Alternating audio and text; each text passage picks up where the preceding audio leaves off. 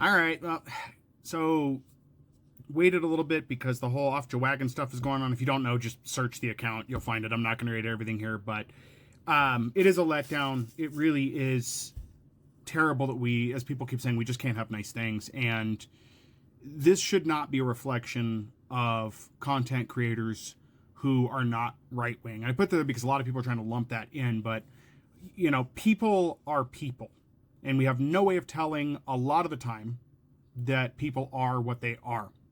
And it really is unfortunate what happened there. So I'm no longer following that content creator. Um, you know, Hopefully he is completely deplatformed. I appreciate a lot of the things that he said. I thought he had some great, thoughts, ideas, and whatnot. But it just seems like as soon as people get to a point where they can actually make change, they botch it up. So I'm going to put this out here so it's clear at this point now. I'm not an extremely large content creator. If I ever get to that point where I'm meeting other content creators, I'm going to make this very clear, and people can save this video, clip it, and feel if they need it, they can use it in the future. But I will not have private meetings with other content creators. If I'm meeting other content creators, it's going to be in public, and it's going to be in collaboration events, and that is what should happen. That is how content creators should be meeting each other. Maybe we can make an exception if it's of the same gender, but I don't know how everybody feels about that. For my own safety, I just don't trust people. So it's not that I want people to be bad or just think everybody's already bad, but hey, we're in the world we're in. So I would be honored to meet a number of content creators platform and collaborate with them. But let's understand that when it comes to collaborating with people, it should be in public settings.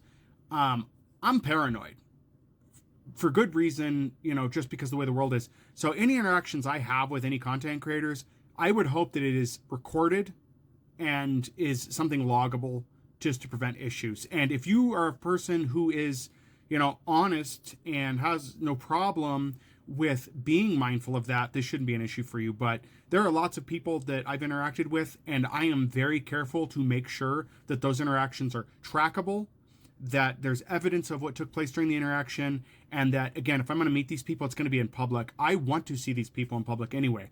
I want them to be as they are in the world, and I would hope that I am the way that I am out in the world. Not just content creators. If you happen to approach me, I want there to be the understanding that what you're getting here is going to be similar to what you're getting in public. And as we've discussed before, content creators are people who are performative to a degree.